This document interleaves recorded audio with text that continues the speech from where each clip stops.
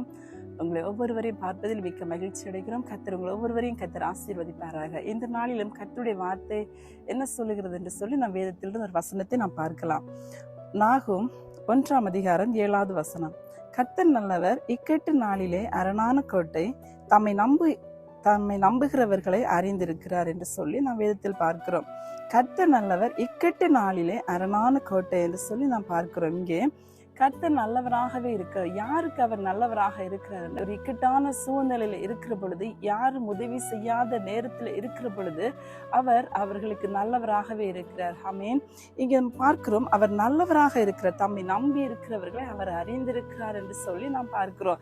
இன்றைக்கும் கூட உங்களையும் அவர் அறிந்திருக்கிறார். இக்கட்டான ஒரு சூழ்நிலையில இருக்கிறீர்களா? கர்த்தர் உங்களை அறிந்திருக்கிறார். இந்த காலை வேளையில இந்த வேத வசனத்தை கேட்டுக்கொண்டிருக்கிற நீங்கள், என்னுடைய வாழ்க்கையில் எனக்கு கர்த்தர் நல்லவராக இல்லை, எனக்கு இக்கட்டான சூழ்நிலையில நான் நின்று கொண்டிருக்கிறேனே, யாரும் எனக்கு உதவி செய்யவில்லை என்று சொல்லி கலங்கி கொண்டிருக்கலாம். ஆனால் ஆண்டவராக இயேசு கிறிஸ்து அவர் நல்லவராகவே இருக்கிறார். ஆமென். வேதத்துல எபிரு என்று சொல்லக்கூடிய ஒரு மனுஷன் இருந்தான். அந்த மனுஷன் கர்த்தரை நம்பி அவன் கர்த்தரை தேடி ஓடி வந்தான். எதற்காக என்று சொல்லி பார்த்தோம் என்றால், அவனுடைய மகள் நல்ல ஒரு சுகத்தை அவள் பெறுவதற்காக கர்த்தரை நம்பி அவர் ஓடி வந்தார். அவருடைய வாழ்க்கையில ஒரு இக்கட்டான ஒரு சூழ்நிலை இருந்தது. அந்த இக்கட்டான நேரத்துல மனுஷங்க யாருமே அவருக்கு உதவி செய்யல. அவர் கர்த்தரை தேடி ஓடி வந்தார். அங்கே வந்த பொழுது கூட அவருக்கு ஏற்பட்டது துக்கமான செய்திதான். போதகரை நீர் வருத்தப்படுத்த வேண்டாம் என்று சொல்லி மனுஷர்கள் அவருக்கு தடை செய்தார்கள். ஆனால் கர்த்தரோ அவருடைய இருதயத்தை அவர் அறிந்திருந்தார். இந்த காலை வேளையிலும் கூட இந்த வேத வசனத்தை கேட்டுக்கொண்டிருக்கிற உங்களுடைய இருதயத்தையும் கூட கர்த்தர் பார்க்கிறவராகவே இருக்கிறார். உங்களுடைய வாழ்க்கையிலும் இருக்கிற எல்லா துக்கங்களையும் அவர் சந்தோஷமாக அவர் மாற்றுகிற தேவனாக இருக்கிறார். அவரை நம்புகிறவர்களை அவர் அறிந்திருக்கிறார்.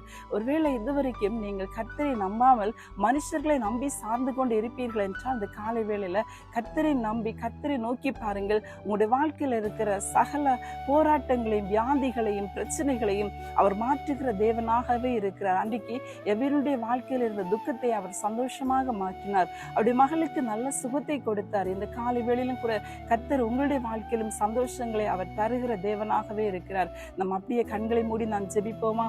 அன்பின் பரலோக பிதாவே, இந்த நல்ல ஆசீர்வதிக்கப்பட்ட வேலைக்காக உமக்கு நாங்கள் நன்றி செலுத்துகிறோம் சுவாமி. தகப்பனே, கர்த்தர் நல்லவர், இக்கட்டு நாளிலே அரணான கோட்டை. ஆண்டவரே அப்பா, ஒரு இக்கட்டான ஒரு சூழ்நிலையில நின்று கொண்டு இருக்கிற பொழுது யாரும் அப்பா பாதுகாப்பு இல்லாமல் இருக்கலாம். ஆனா நீங்க ஆண்டவரே ஒவ்வொருவருக்கும் ஒரு பாதுகாப்பை கொடுக்கிற தேவனாக இருக்கிறீங்க ஆண்டவரே. அது மட்டுமல்லாம ஆண்டவரே, உண்மை நம்பி இருக்கிறவர்களை நீங்க அறிந்திருக்கிறீங்க சுவாமி. இந்த காலை வேளையில உண்மை நம்பி ஆண்டவரே உங்களுடைய சமூகத்தை நோக்கி பார்க்கிற ஒவ்வொருடைய வாழ்க்கையிலும் இருக்கிற பிரச்சனைகள், போராட்டங்கள், வியாதிகள் எல்லாவற்றிலும் இருந்து கர்த்தர் அவர்களுக்கு ஒரு விடுதலை கொடுத்து, ஒரு ஜெயத்தை கொடுத்து, அவருடைய வாழ்க்கையில கர்த்தர் இழந்து போன சந்தோஷத்தை மறுபடியும் நீர் கொடுப்பதற்காக உமக்கு நாங்கள் நன்றி செலுத்துகிறோம் சுவாமி.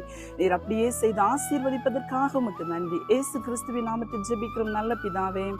ஆமென். God bless you.